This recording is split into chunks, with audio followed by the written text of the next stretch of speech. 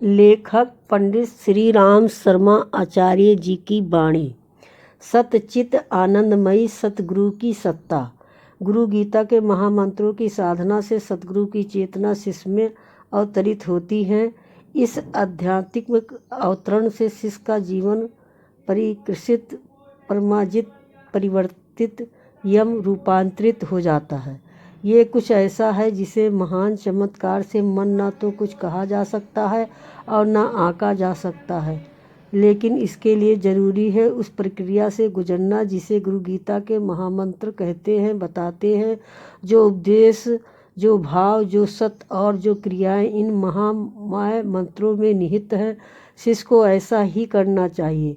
जो शिष्य अपने अंश को सतगुरु के चरणों में समर्पित करता है, उसे अपने आप ही सभी आध्यात्मिक तत्वों की उपलब्धि हो जाती है। गुरुदेव की जड़ पदार्थ है और वही प्राप्त चेतना, ये उन सभी को अनुभव होता है जो उन्हें ध्याते हैं। गुरु गीता की पिछली पंक्तियों में सच्चाई के कई सूक्ष्म आयाम प्रकट किए जा चुके हैं। इसमें भगवान भोलेनाथ बताते हैं कि ब्रह्मा से लेकर सामान्य तिनके तक सभी जड़ चेतन परमात्मा व्याप्त हैं। सतगुरु परमात्मा में होने के कारण सर्वव्यापी हैं। शिष्यों को चाहिए कि वो अपने सतगुरु को सतचित आनंदमय जाने। इस अनुभूति के रूप में वो नित्य पूर्ण, निराकार, निर्गुण एवं आत्मस्थिति गुरु तत्व की वंदना करें। श्री गुरुदेव के शुद्ध स्वरूप का हृदय काश के मध्य में ध्यान करें। ध्यान की ये अवधि एवं प्रक्रिया क्या हो, भगवान महेश्वर अगले प्रकरण में स्पष्ट करते हैं।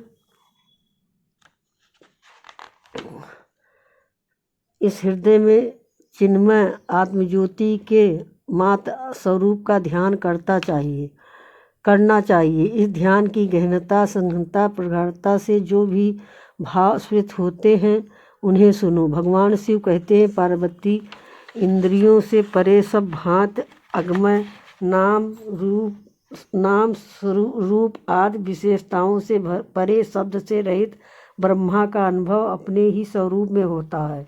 जिस तरह से कपूर एवं पुष्प आदि सुगंधित पदार्थों में स्वाभाविक ही सुगंध व्याप्त है, जिस भांत सर्दी एवं गर्मी स्वाभाविक है, उसी भांत ब्रह्मा साक्षात है। अपनी आत्म चेतना में ध्यान करते रहने से कीट भ्रमण सांगने की भांति एवं जीवन आत्मा ब्रह्मा के ध्यान से स्वयं ब्रह्मा हो जाता है। ये ब्रह्मा का ध्यान यथार्थ में गुरु का ध्यान ही है। शिष्य अपने चित्त में गुरु का ध्यान करने से, गुरु की निराकार ज्योति का ध्यान करते रहने से सर्वथा मुक्त एवं ब्रह्मामय हो जाता है। गुरु गीता में बताई ध्यान की विधियों में ये विधि अनूठी है।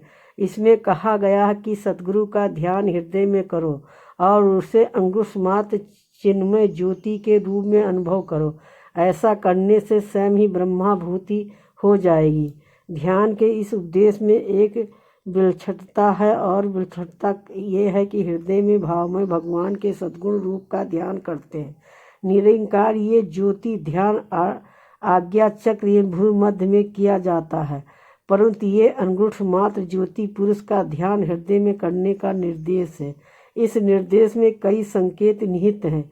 इन संकेतों पर ध्यान दे तो पता चलता है कि जीव आत्मा परमात्मा एवं सतगुरु की चेतना तात्विक रूप से एक ही है। यदि कोई साधक हृदय स्थल में अंगुष्ठ मात्र ज्योति का ध्यान करता है तो स्वयं ही सतगुरु की भगवता की उपलब्धि कर लेता है। इस संबंध में एक अनुभूति कथा है। ये कथा संत हरिहर बाबा ने एक शिष्य जगत राम की है। ये जगत राम बनारस के पास एक गांव का अनपढ़ गंवार लड़का था। अपने गांव में गाय भैंस आदि जानवर चराया करता था। न जाने किस प्रेरणा से बाबा के पास आ गया। उसके पास इतनी बुद्धि नहीं थी कि उसे कुछ विशेष समझाया जा सके, लेकिन फिर भी उसे भगवान की भक्ति करने की लगन थी। पर भगवान को तो वो जानता नहीं था, सो उसने अपने गुरुदेव हरिहर बाबा को ही भगवान मान लिया। बस उसे बाबा की एक बात समझ में न जाने कैसे आ गई थी कि इंसान जो सोचता है एक दिन वही बन जाता है। इसलिए जो तुम चाहते हो सोचो और करो। बड़ी आसान और सहज बात थी। ये मन में जम गई। सरल चित्त जगत राम को तो अपने गुरु में भगवान को पाना था। उसे गुरु भक्ति में भगवत भक्ति करनी थी। बस इसी लगन के साथ अपनी सोच में तल्लीन हो गया। उसे आसन बंद मुद्राएं, प्राणायाम या ध्यान आदि क्रियाएं तो आती न थी। शास्त्र को न तो उसने पढ़ा था न सुना था। कठिन कठिन बातें उसे समझ में न आती थीं। बस एक बात मन में थी, जो चाहिए उसे सोचो, जो सोचोगे वैसा आपको मिलेगा। हरिहर बाबा के इस कथन को अपने जीवन का महामंत्र मान लिया। उसे जब भी समय मिलता गंगा किनारे बैठकर हरिहर बाबा को छवि का ध्यान करते ही मन उनकी पूजा किया करता था। मंदिर में पूजा होती उसने देखी थी, बस वो अपने गुरु की वैसे ही पूजा करता। धूप दीप नैवेद्य आरती सब कुछ मंदिर की भांत वह मन ही मन करता। लेकिन प्रत्यक्ष में उसके पास ना तो कोई साधन होता ना ही सामान। अपने इस कम में उसे न तो दिन में दिखता और न रात। चिलचिलाती धूप हो या फिर कड़ाके की ठंड, सुबह का उजाला हो या शाम का अंधेरा या फिर घनी काली रात, उसे तो बस अपने गुरु की भाव पूजा ही भाती थी। इस पूजा में वो अपने सारे भाव उड़ेल देता। ऐसी पूजा करते हुए कई बरस बीत गए। एक रात जब वह भाव पूजा में लीन था तो उसे ऐसा लगा कि जैसे कि हरिहर बाबा सचमुच ही उसके पास आके खड़े हो गए हों। बस इस आकर खड़े होने पे फर्क ये था कि ये उनका प्रकाश शरीर था। उसे ऐसे लग रहा था जैसे हरिहर बाबा के शरीर के सारे अंग प्रकाश के बने हों। बड़ी भक्ति से वो मन ही मन अपने गुरुदेव को निहारता रहा। इस प्रक्रिया में उसे कितना समय बीता याद नहीं। याद तो उसे तब आई जब उसे अनुभव हुआ कि गुरुदेव का संपूर्ण प्रकाश शरीर एकाएक बिखर कर उसके रोम रोम में समा गया। संपूर्ण प्रकाश न केवल उसमें लीन हुआ बल्कि लीन होकर उसके ही अंदर घनीभूत होने लगा। हृदय स्थल पर वह संपूर्ण प्रकाश ज्योति के रूप में घनीभूत हो गया। ये सारा वाक्य कुछ ही समय में घटित हो गया।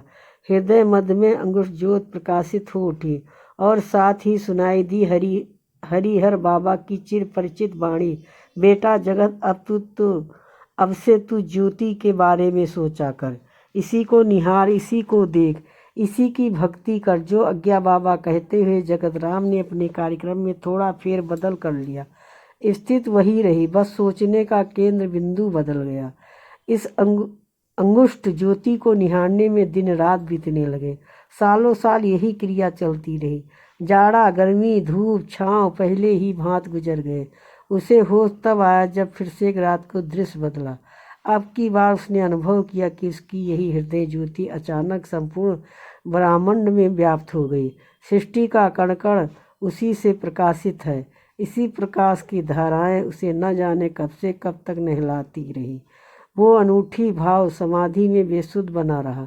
उसके तन मन प्राण भाव बुद्धि सब प्रकाशित हो गए। जब उसे होश आया तब उसने देखा कि उसके गुरु हरिहर बाबा खड़े हैं, जो उसे बड़े प्यार से निहार रहे हैं। उनकी आंखों में अपूर्व वात्सल्य था। इसी वात्सल्य से सने स्वरों में वो उससे बोले, बेटा जो गुरु वही आत्मा है, जो आत्मा वही परमात्मा है, जो इन तीनों को एक मानता वही सचमुच का ज्ञानी है। उनकी ये वाणी शिष्यों की धरोहर बन गई। इस वाणी को सुनने के लिए बहुत बहुत धन्यवाद। आपने जो सब्सक्राइब करा उसको तहे दिल से धन्यवाद करती हूँ।